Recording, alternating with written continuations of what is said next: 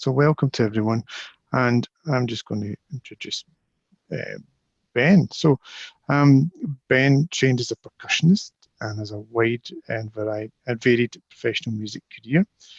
He's performed around the world in venues as far north as the Royal Opera House, Reykjavik, Iceland, as far south as the Town Hall in Port Stanley, Falkland Islands. At home, he's performed at the opening of the Glasgow Royal Concert Hall in 1990 and has played in major venues the length and breadth of the UK. He records and performs in a wide variety of styles and genres, from orchestras, including the BBC Scottish Symphony Orchestra, through jazz, hip-hop, and performing traditional folk music at the Celtic Connections Festival. He played at the Festival Marimba Orchestra in New York, a historic event with 170 percussionists. He's taught instrumental music in schools for many years and currently teaches part-time in the Scottish Borders.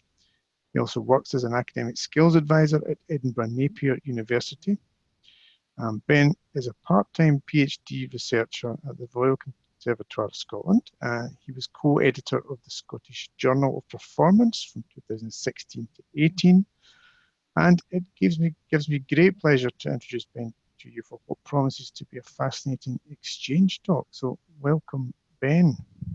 Thank you very much to Jamie for the introduction and for chairing the talk this evening. And also big thank you to Stephanie Edwards, the Knowledge Exchange Coordinator at RCS. So this presentation is based on my research into video conferencing and LoLa technologies as applied to instrumental music teaching. And to give you a very quick overview, my first research question is what changes in the experience of the teacher and the learner from face-to-face lessons to video conferencing lessons? And the most important element is that we can't actually play together. And we're going to try and demonstrate that now. So Jamie and I have prepared a short piece. It's a short extract from Steve Reich's clapping music. And just to demonstrate what happens, I'm going to just clap the first two bars. Now, when we tested this earlier, we found that the audio was cutting out. But that's okay, because it goes to show why this medium doesn't really work for instrumental music teaching when you try and play together. So I'm just going to clap the first two bars. Here it comes. 2, 3.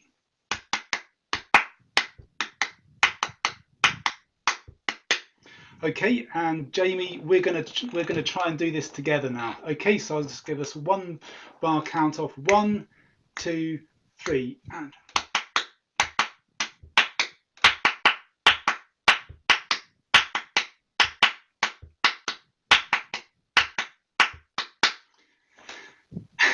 So that kind of hopefully demonstrates why this doesn't work. So thank you very much, Jamie. So as you could see in here, there's latency in the system, and because of the microphone switching, I couldn't actually hear Jamie, and I could see an image of Jamie's hands moving, but it was well behind mine. Now, that wasn't Jamie's fault, it's just the latency in the system.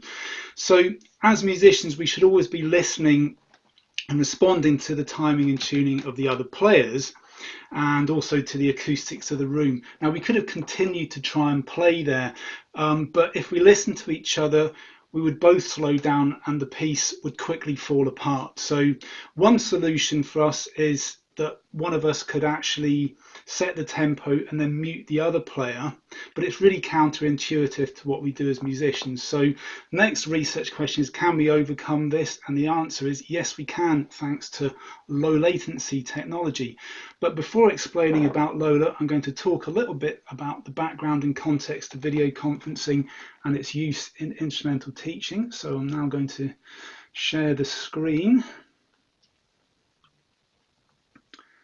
And just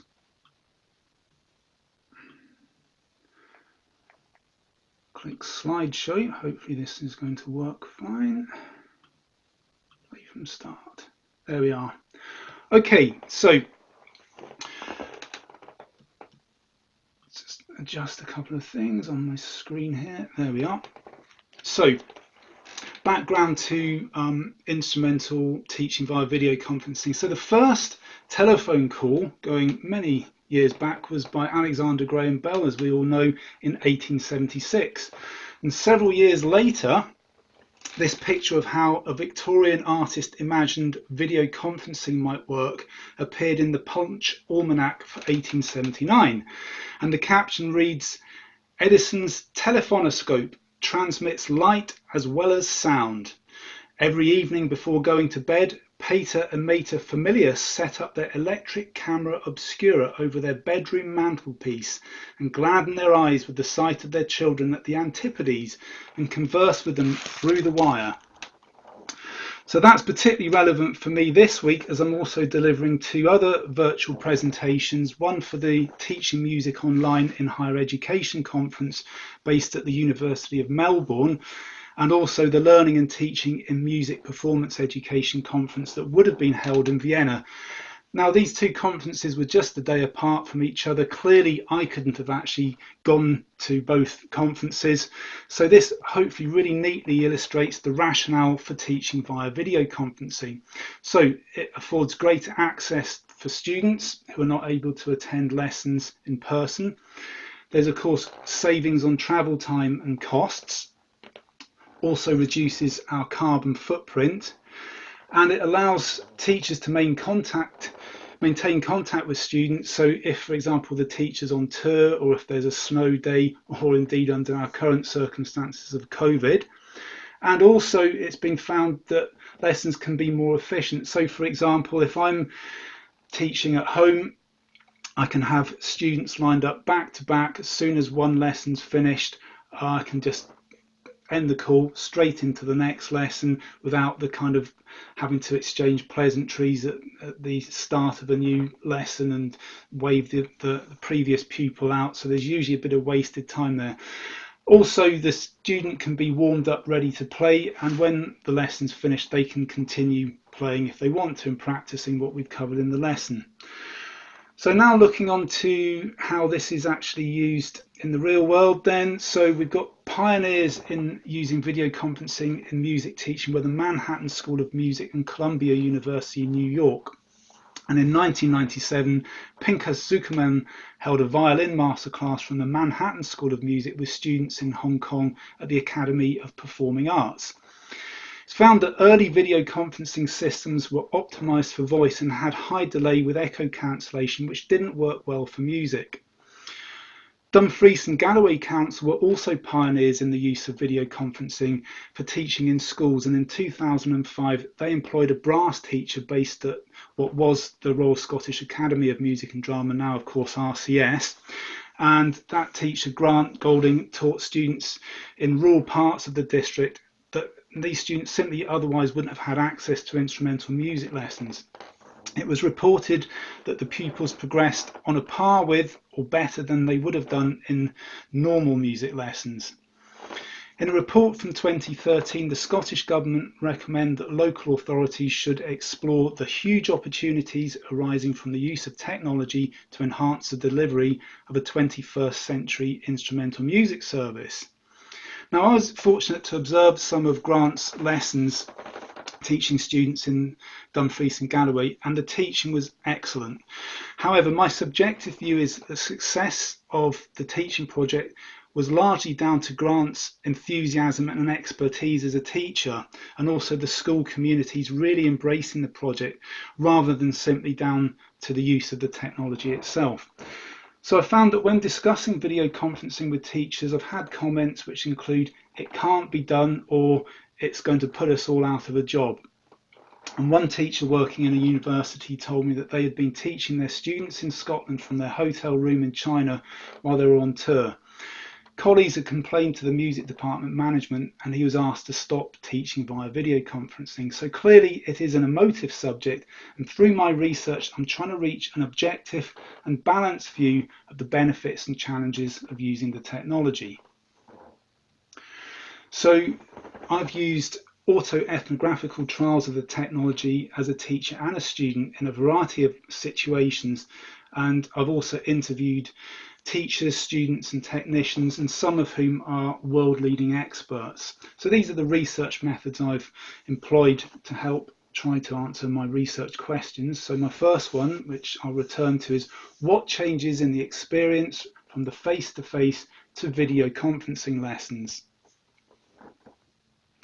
So my findings have been that lessons are more intense and require more planning and structure.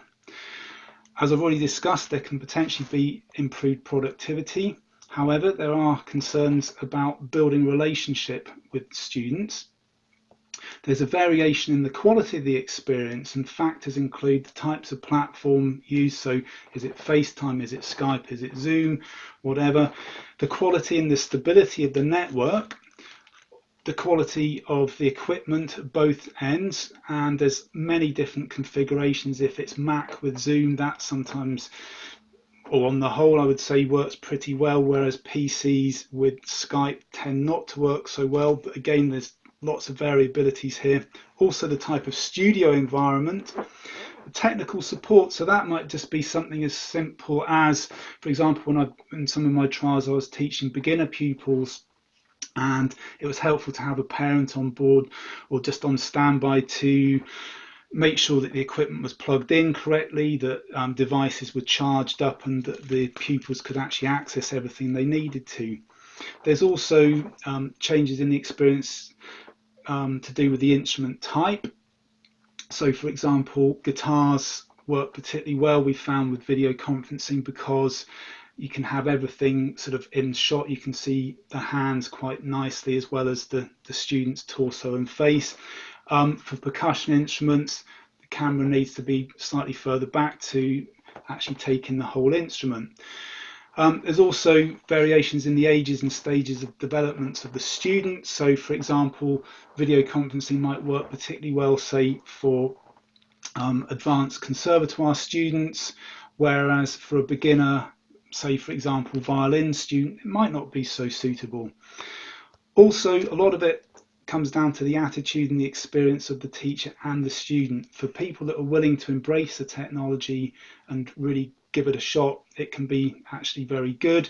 For people that aren't so keen on it, then they're probably not going to have quite as good an experience.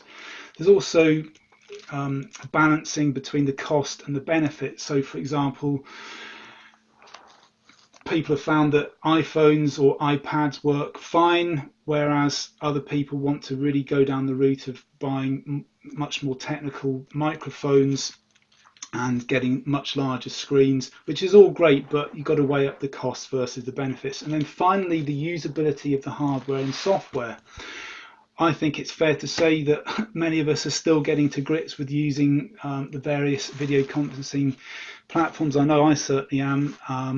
Had a bit of an incident last week using Microsoft Teams for teaching, where previously I'd had no problem scheduling pupils, and then suddenly last week a couple of my lessons I had to come out of and then reschedule to get them to start. So there can be problems. So going on to my next research question, are there some elements of instrumental music teaching that work better in video conferencing lessons? If you look at this screen here, you'll see in the top left we've got the picture of the piano teacher. Then going to the two images of the piano keyboards, we can see on one the keys are lit up, so we can see exactly which notes the teacher's playing, and in the bottom of the two keyboards we can also see the fingering that he's using. And then in the top right we've got the music score, and the teacher's been able to go in and, using notation schools, actually highlight things in real time, and then that image can be uploaded to the student's electronic portfolio. So this is a really useful thing that can really works better in video conferencing lessons, because it would be a little bit intrusive and invasive to stand over the teacher and sort of film it or take pictures. There's also the ability to make in-lesson video recordings. Now that's not to say that can't also happen in face-to-face lessons, but it's just easier in a video conferencing lesson because all the equipment's already there.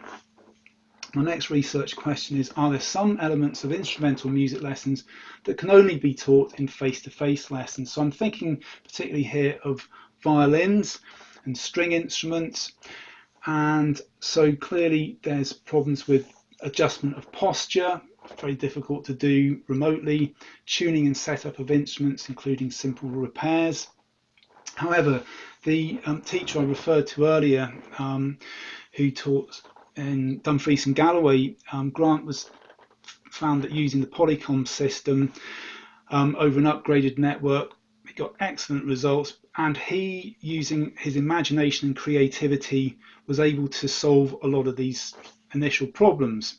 However, there still remains the problems of the nuance of expression can be lost using microphones and loudspeakers, and also, as we've already discussed, can't play together, certainly using ordinary platforms yet. And then finally, thinking about culture and socialization. In this image, we can see a young pupil with her teacher learning Indian tabla drums. And I discussed this with one of my friends who went to India to study tabla. And he previously learned tabla in person, then his teacher moved, so he was able to continue with the lessons using video conferencing. But to really get the full experience, he needed to be in India and be completely immersed in the culture. So it's not going to be the same just logging on and having an hour's lesson as it would be actually physically going to the country and, as I said, being immersed in it.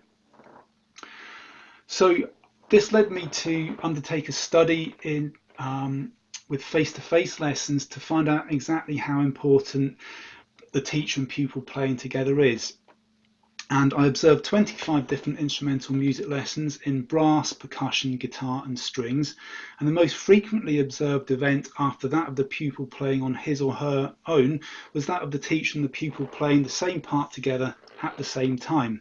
So playing together with a teacher is considered a key aspect of instrumental music pedagogy, and the study showed that the teachers played with the pupils and also accompanied them on average 9 times per lesson, making this a significant element of face-to-face teaching, which is not possible to incorporate in standard video conferencing lessons. So this led to my interest in LoLa. So in 2010, a team based in Trieste, Italy, tested a new system using 2 pianos in different places, and for the first time remote participants were able to play together using the low latency audio-visual streaming system, which they called LoLa for short. So my research question is, what changes when using LoLa compared to using standard video conferencing? So my first trial took place at Edinburgh Napier University, and it was a proof of concept to determine the minimum bandwidth that would give acceptable audio and visual quality. A previous trial of LoLa in 2014 between the RCS and Napier was successful, but when using LoLa at its near optimum settings, it was putting a massive demand on the network capacity at RCS. So my trial was conducted in-house at Napier, and the remote locations were actually separate music rooms within the music department. This just made it easier for my co-supervisor, Dr. Paul Ferguson, to set up the equipment and just monitor what was going on. And the trial took place with myself in the role of the teacher and also an adult student who I'd previously worked with using Skype, and we performed snare drum duets together to test the rhythmic timing and also how well we could interlock our rhythms, and also we of course used clapping music. Various permutations were tested, and we found that the audio and video quality were acceptable for synchronous interaction and required only 18 megabits per second, which was well within acceptable limits for an institution with a 1 gigabit network capacity. So this positive result in using LoLa in its compression mode allowed the second trial to take place the following year between RCS and Napier. And in this trial, it was myself on vibraphone and a jazz saxophonist at Napier, and we tested 4 parameters in various configurations. We tested the system using maximum compression, which meant that it was only running at 40% of its potential quality, and at that rate we found that there were problems with lag between the audio and the visual elements, so the two things weren't quite matching up, and also the picture quality was noted as being jerky. We also got audio artifacts which appeared as clicks and pops in the sound. So we found that visual cues are a really important part of playing together, and so to have the audio and the video elements synchronized are important. So the musician at Napier commented that the compression mode made him feel not quite in the same room as me, whereas in actual fact I felt very comfortable with it, and a possible explanation for this lies in our experiential differences. So the other musician had recently used LoLa in extended recording sessions, which we're actually going to see at the end of this presentation, without compression mode, and this meant that his experience using compression mode made him feel somewhat compromised, whereas my previous experience was in using Skype for music lessons. So therefore anything which improved the latency meant I felt much more being closer to that of being in the same room as the other musician. So following this trial of LoLa in compression mode between the two institutions, the RCS went ahead and purchased their own LoLa system, and we demonstrated this in September of last year at the teaching demonstration held in September of last year. And the presentation took the form of guitar lessons delivered by our fantastic guitar professor Alan Neave with 2 individual guitar students at Napier. And we found that during this, crucially, Alan was able to play at the same time as the students to assist them with their phrasing, timing and articulation, and also to give commentary during the performance. These elements are frequently used in face-to-face lessons, showing that LoLa can more closely match the experience of face-to-face lessons than standard video conferencing platforms. Alan also reported that despite only having used LoLa for the first time that day, it actually felt quite natural. However, he did feel that in a face-to-face lesson he would have been able to go into more detail about some of the concepts that he discussed with the students. Also, the physical presence was missing and the tone was not the same coming through microphones and loudspeakers, and he would basically still prefer to deliver face-to-face lessons. Audience members, which the audience consisted of members of staff, noted that the sound quality was good, and they were impressed with how well Alan had picked up on the nuances of performance. So again, this is largely down to Alan's skill and experience as a teacher. So we do run into instrument and genre specific problems. I've already discussed problems with potentially with percussion.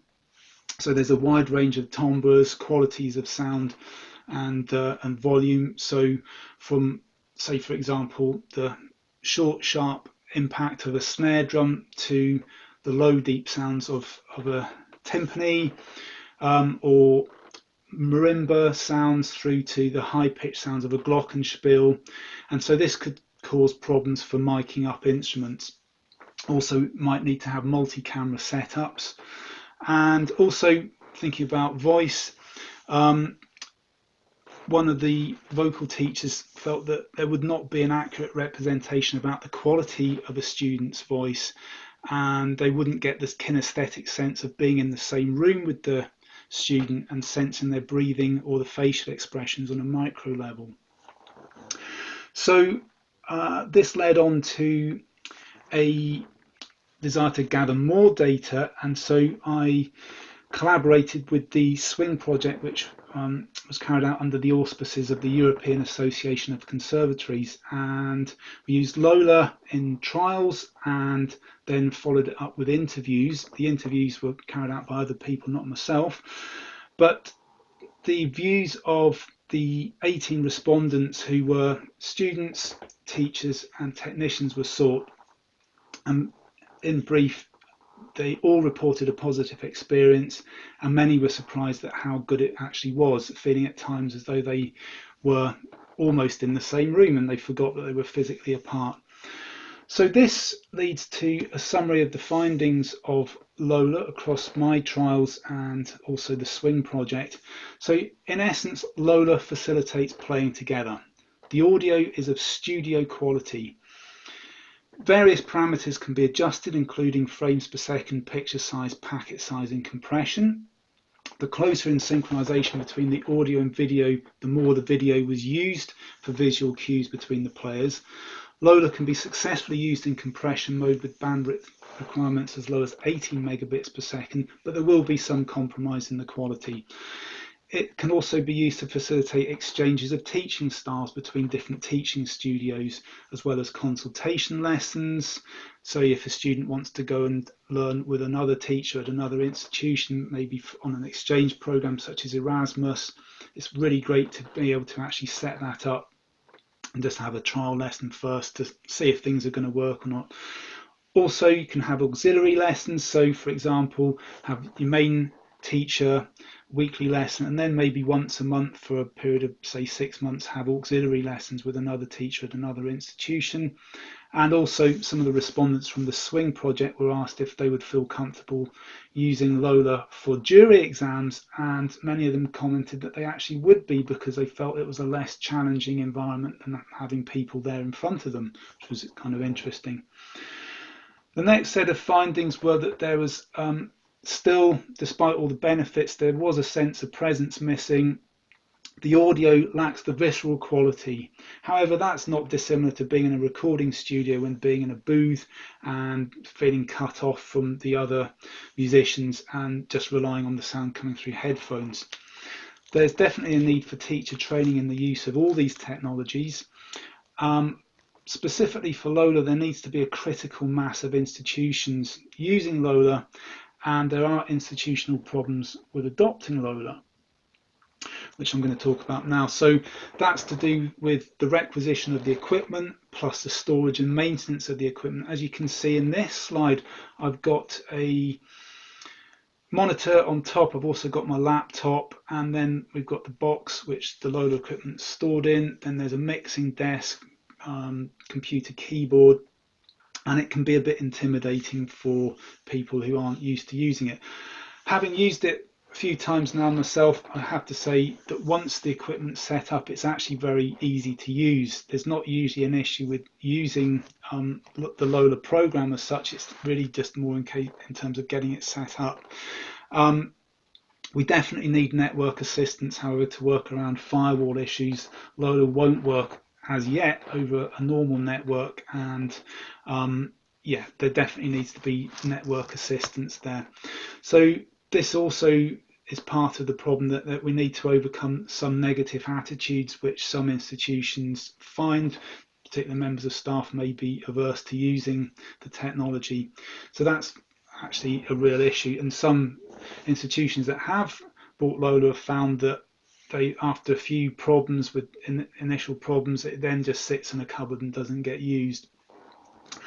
So that's a little bit about LoLa. And then my final fieldwork trial was to use an audio only low latency system. In this instance, we trialed Jacktrip.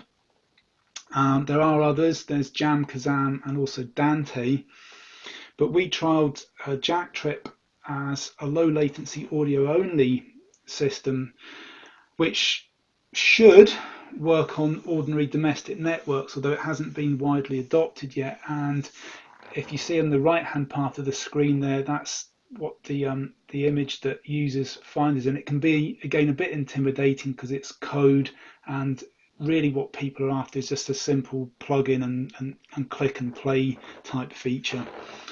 We use Jacktrip as in a parallel system with Skype in an instrumental music lesson, again held in-house at Edinburgh Napier, and we used the Skype element for the social interaction, the normal elements of a lesson, so that it can be just a simple exchange of, right, well, I'm going to demonstrate something, now you try it, and that works fine. But when we actually wanted to play together, we then switched to using Jacktrip. So as I said, it's a parallel system.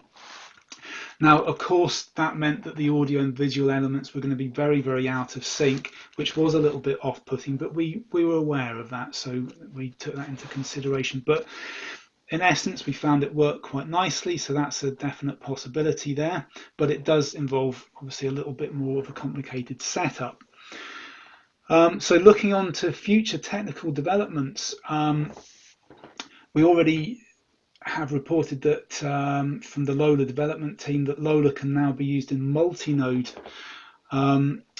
So that means we can now have more than just two destinations connected, we can have possibility for at least 3, which offers really exciting opportunities for masterclasses. The LoLa team are also working on developing the in-lesson recording, which can currently happen, but it only records one side.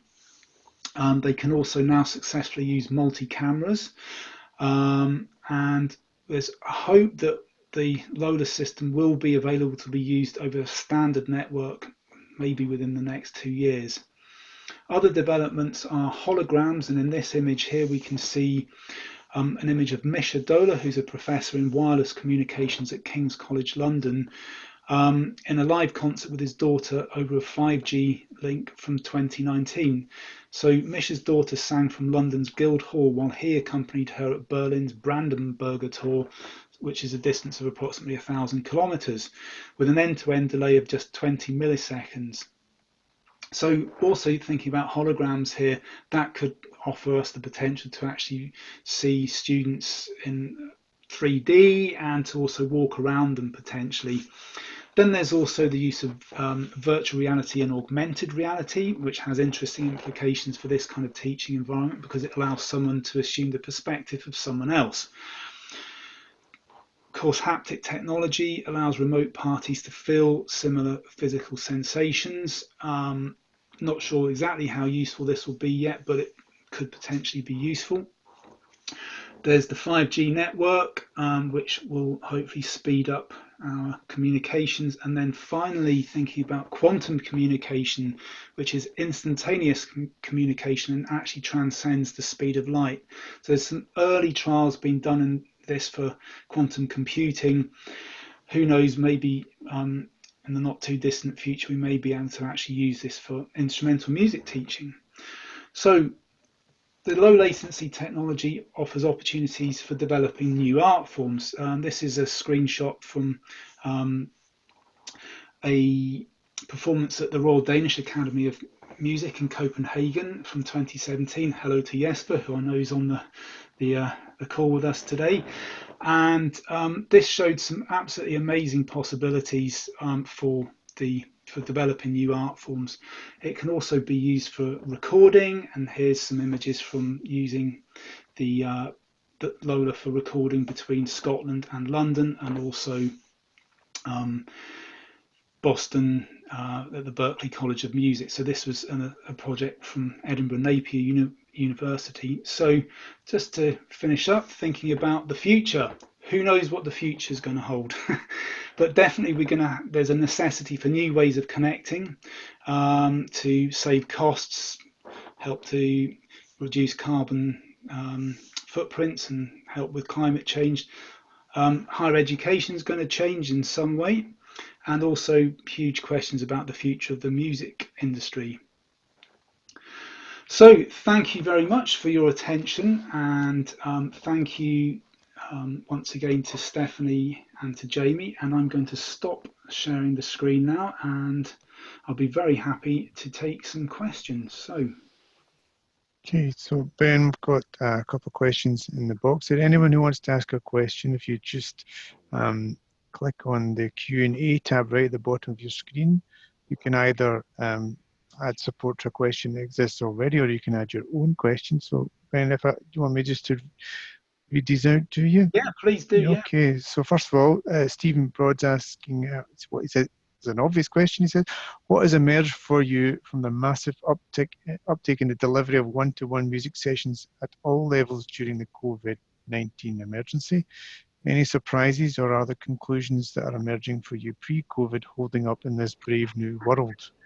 Yeah, well, there's nothing very much new that's come up for me, I have to say, in all honesty, but it's just what I've found was what was previously a kind of backwater, with some musicians being interested, but it's not fair to say all the rest, but not interested. But certainly there's been this has now gone on to a global trial where thousands of teachers are actually trying to teach via video conferencing, because simply there's no other way of doing it. So we're now finding the same kind of issues come up, and a lot of I've been monitoring various social media sites such as Facebook and the instrumental music teaching groups that have formed on there, and in the first week, everybody was asking, hey guys, does anyone know what I can use to actually play together? Well, of course, we already knew that that's not really possible over standard video conferencing platforms. So there's nothing really new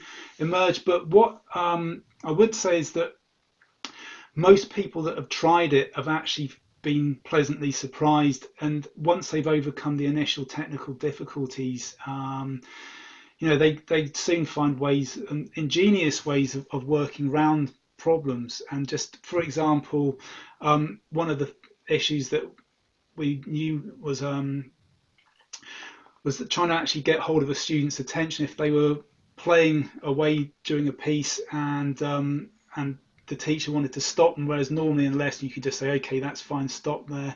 One teacher actually was using a handbell to actually ring, which was loud enough to grab the student's attention to get them to stop. So, but that was just a small example. But yeah, it's been very interesting to suddenly, I think a lot of people's minds have been changed who previously would have felt, no, this isn't going to work for me. I just don't want to have anything to do with it, and now actually are now using this. So yeah, I hope that answers the question. Thanks, Ben. Okay, we've got quite a few questions coming in here. So next question is, has LoLa been used in theatre at all by an anonymous attendee? Yes, it certainly has. It has been used in theatre. Again, thinking back to conference at the Royal Danish Academy of Music, we had some demonstrations there of LoLa being used in theatre, and not just in live performances, but certainly for rehearsals. I mean, fantastic possibilities there. Can actually be used in all sorts of different ways. So yes, it has. Okay, and Christoph Wagner is saying, really interesting talk. Once the home network issue is solved, how accessible, brackets, financially and technologically, do you think LoLa will be for a home user? I think, as with all computing issues, the technology seems to get better every year, and it's sort of, I don't know if it necessarily is the case that it doubles in capacity and halves in cost, but it certainly, I think we will see within the next certainly 5 years that LoLa could be an actual viable solution for home users, if not sooner. It's difficult to predict accurately, but I think certainly that could be really possible. And so this is kind of why the research is particularly useful now, because even though we're not quite there with it yet, I think we soon will be. And then the question will be simply, well, what can you not do in LoLa that you can do in a face-to-face lesson? And so we're kind of almost cutting out the video conferencing stages, and I think the answer will be not really very much. I think we'll almost be able to do everything that we can in a face-to-face lesson in a LoLa lesson. However, just because we can doesn't mean we should. And so I think there's still the really important thing I want to stress is that we do all crave social contact. We are hardwired as social beings, and we've grown up over millennia sort of with just smells and grunts and facial expressions to see, if before language. I guess there's some hypotheses that actually music predates language, and so I think we are all still going to want that social contact. So even LoLa can do a lot for us, but I don't think it's the full answer to certainly what we're experiencing under lockdown. And I know certainly I'll be looking forward to meeting up with my musician friends and playing and having a few beers together. Yeah. Okay, thanks, Ben. Lots more questions to come. Thanks. This is from Miriam Iorworth. Oh, thank you to Miriam for tuning in. Miriam, yes, okay. That was one of the people that I referred to in the research. She was one of our guinea pigs in the Napier trials, and also I've had great fun teaching Miriam marimba via Skype. So hi to Miriam. Okay, well, she says, thanks for your talk, Ben. Similar to the above question, do you think attitudes towards video conferencing teaching will change with the current situation and teachers being forced to use it? So links to what was asked earlier. Yeah, the being forced to use it, I think that's that's a bit of a contentious issue, because I wouldn't want anyone to feel forced into doing something they don't want to do. So as for being forced to use it, if people are against a particular technology, I don't think there's very much, without changing their attitude to it, I don't think that's going to really, it's going to be difficult, because, we can always find problems. I mean, Jamie, as you know very well, we had a few problems before the session started with the audio cutting out, and we could have just given up and said, oh, well, that's it, then let's just pack up and go home. But, one has to persevere. And so I think, attitudes are changing, and people are realizing, well, actually, maybe, it's something I could use.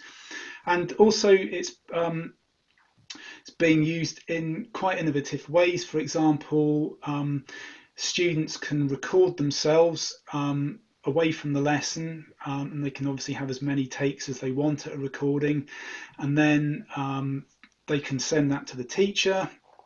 Teacher can review it either before the lesson or during the video conferencing lesson, and then go through parts with the students so that they can actually, the teacher can hear it in much better audio detail, and maybe see things that they couldn't see in a live synchronous lesson. So that's a kind of blended approach, one sort of the asynchronous technology of a recording used with the synchronous technology of the video conferencing lesson. So, people are finding really interesting ways of using the technology. And of course, that could also, be done in a live lesson, in a face-to-face lesson as well. But again, people are finding really interesting ways of using it. So I think attitudes are changing. I'm going to combine a couple of questions here. One from Celia Duffy, following our question about what you call 170 percussionists and what's the collective noun.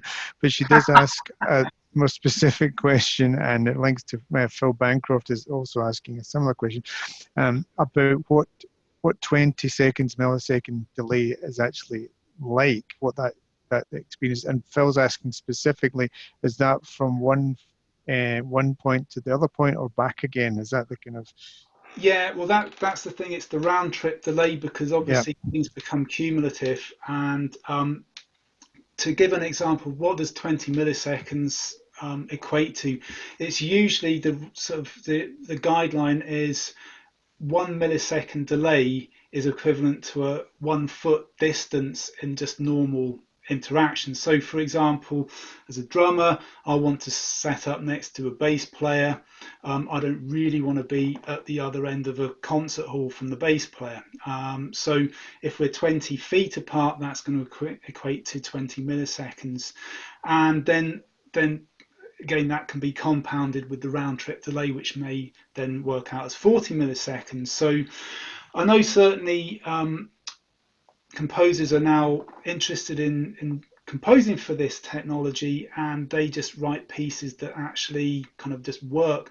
And at the start of the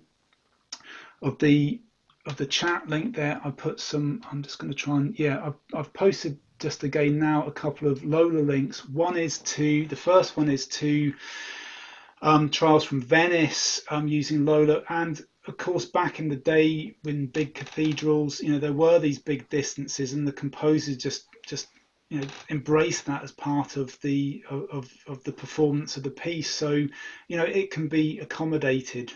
Just needs to be thought of in a slightly different way. The second link that I've posted is for the recording session which happened at Napier 2 or 3 years ago now. So people, welcome to copy those and look on them later. But so I'm hoping that answered the question. Thanks, Ben. Yep, great. A couple of people asking about the resources required for LoLa. Is it affordable for self-employed instrumental tutors? I understand that we're not there yet. Yeah. So to try and answer that, it's not so much the equipment as the network. It needs to be, at the moment anyway, run over a very high capacity network such as JANET in the UK, which is short for the Joint Academic Network. Also, I think it's Internet 2 in America. So it's not just the equipment; it's the fact the network has to be there. And currently, I think that would be, that's where it stops it for privately employed instrumental music teachers at this stage. But who knows? Once 5G's up and running, maybe things will change then. And the type of computer, it is a specialist build computer. The higher capacity, the cores and what have you that it has in it, the better it's going to run. Also, it needs a dedicated sound card and a dedicated visual card. So it's it needs specialist components put into it. But other than that, it's actually pretty straightforward. And the LoLa part is really just a program which currently is free for academic institutions to download. So I think on the horizon, we aren't very far away from actually making this a reality for the home user, which is incredibly exciting for all sorts of reasons, not just teaching, but of course, rehearsals. I think back to many years ago, before flying out to Toronto to perform in the Sky Dome Stadium, we had the singer Beverly Veens came over from Toronto to for a 1 hour rehearsal to fly back to Toronto again. And this could have been done, via LoLa potentially. Of course, over those distances there would still be some delays, but these things are all going to be ironed out, and it's really exciting potentials to link us together. So hopefully that answers that.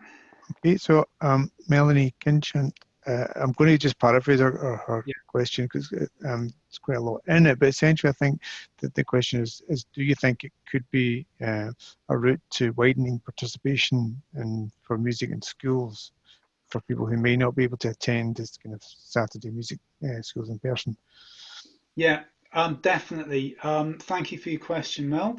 And absolutely, this could be used to link students who may be in remote locations, such as in the Highlands and Islands.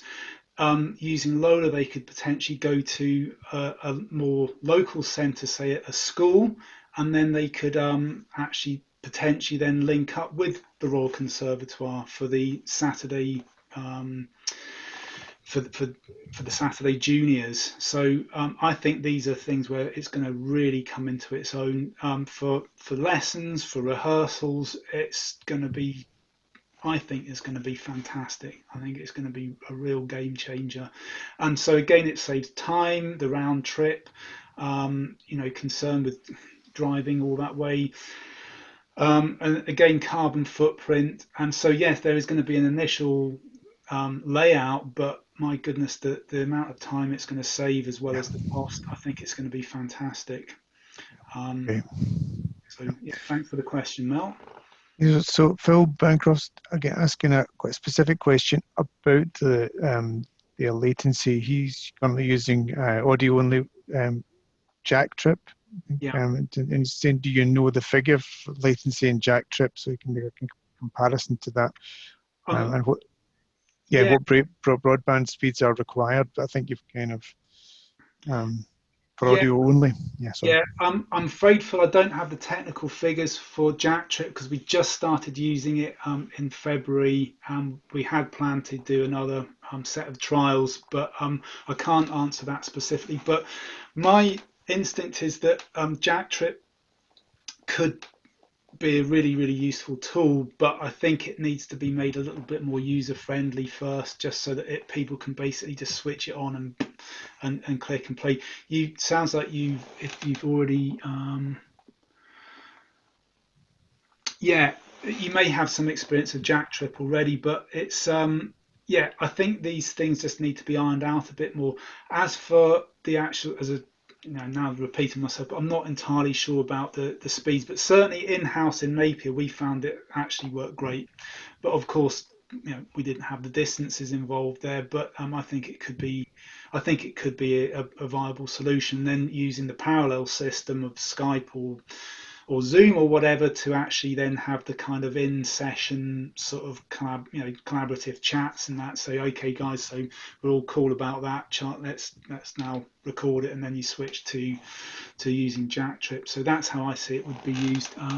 But yeah, I'm sorry, I can't answer the specific question about the latency. Phil has another technical question just in, and I'll finish with Celia's after that. So do you know if the Skype latency has changed? Because did some live Skype solos in 2012 as part of a log project where an 8-piece band on stage played along with musicians from their own home around the world, played with us live on stage. We sent what we were playing to them, they played along, and their feed was sent back and went out to the audience and allowed us to trade phrases, etc. And it felt natural. It worked really well every time. He says he's got some videos of it you can share, but that sort of was back in 2012. Has something changed in Skype's latency? I know that Skype are constantly developing their system, and I think back to when I started using Skype for instrumental lessons back in 2008, and the picture quality was so poor that if I saw the teacher, I was learning pipe band snare drumming at the time, and I just had a few lessons over Skype, but if I was to bump into the teacher now, I wouldn't recognize him from the Skype call. The audio quality was pretty rough. However, and this is what got me interested in the potential of video conferencing, it was enough for us to actually make progress, and I learned quite a lot from that actually. And then moving a bit more recently, I've used it for vibes lessons with teachers in the States, for example, and also for my own lessons within the UK, and it does seem to be getting better. And I think it's partly the Skype technology, but also just the networks themselves are getting better. I think that's really what's changing. But I'd certainly, Phil, please do get in touch. I'd be really interested to hear about your project from 2012. I'm going to make a note just to myself just now. And so I think we've got time for maybe one more. Yeah, maybe one more. So Celia has asked another question about the styles of instrumental teaching. So many people these days turn to the web for learning. Just wondering about the difference between formal and informal ways of learning and teaching, and how that might play out over video conferenced lessons. So if I've understood the question correctly, I'm guessing that's to do with like YouTube videos, and then there was also MOOCs, massively open online courses. I use both resources. I've done quite a few MOOCs, and I find them quite useful. I've done one on guitar from the Berkeley College, or done under the auspices of Berkeley College, and also another one on with Gary Burton, the Vibes player. And they're great, except that you don't get feedback from the teacher. You get feedback from peers who may or may not be qualified. They may be trolls. So you might get a hideous response from someone to your solo that you've uploaded for comment. But yes, it's a very interesting possibility that using all these resources in a sort of mixed mode. Certainly, the New World Symphony in Miami, they have a fantastic set of resources under their Mosaic program, where their staff have uploaded extremely high quality instructional videos. For example, just to take a random example, the sticking pattern for the xylophone solo in Porgy and Bess. And so that's something as a student I could watch over and over again, and slow the video down, watch it as many times as I want, maybe cut it up into chunks and just look at a particular few bar phrase, and just go over that until I'm happy, and then go over it in a lesson with my teacher. So I mean, that's one way these technologies can be combined.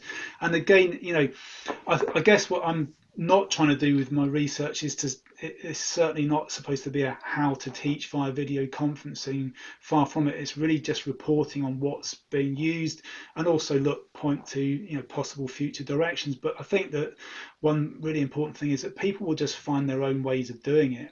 People will figure out their own ways of doing things, really innovative things coming out.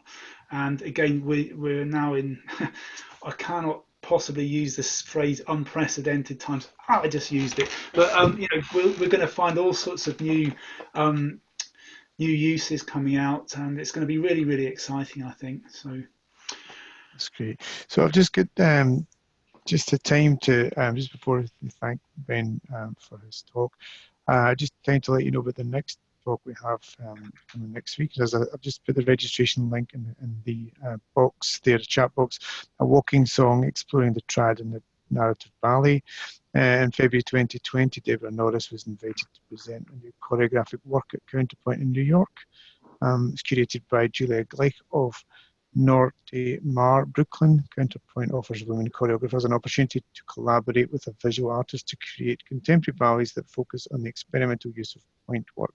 So in this talk, Deborah Norris will present a recording of the ballet, a walking song, and discuss the collaborative process with Anna Esselman, composer, and their research into the artistic relationship between traditional folk music and narrative ballet. Sorry, I was hoping to upload that for you so I could just finish up the session first, but I thought I'd just let you know about that before we finish up here. But thank you so much, Ben, for that insight into your work there. That's an exciting development, and I think I'm sorry if we couldn't answer everyone's questions here, because there was a great deal of interest and a great deal of curiosity about how this might progress. It's clearly at an early stage in some respects, but you've been working at it from a long time, so it must be good to see some progress and some outcomes from that, and things coming out of that. But no, fantastic, really, really interesting. So thank you so much for sharing. Thanks. And just to finish up, to say a couple of things. First of all, please do feel very free to drop me an email, anyone who wants any follow-up. I'd be delighted to follow up any of the questions. So it's b.redman@rcs.ac.uk. And really just to, I think, you know, to say music's important, teaching is important, and socializing is important, and so I would hope that the technology isn't going to get in the way of these things, but really just to try and actually to facilitate and help it. So thanks all, and thank you to you, Jamie. Thank you, and thanks to everyone who joined and asked your questions. Really great session. Thanks, Ben. Okay. Cheers. Bye all.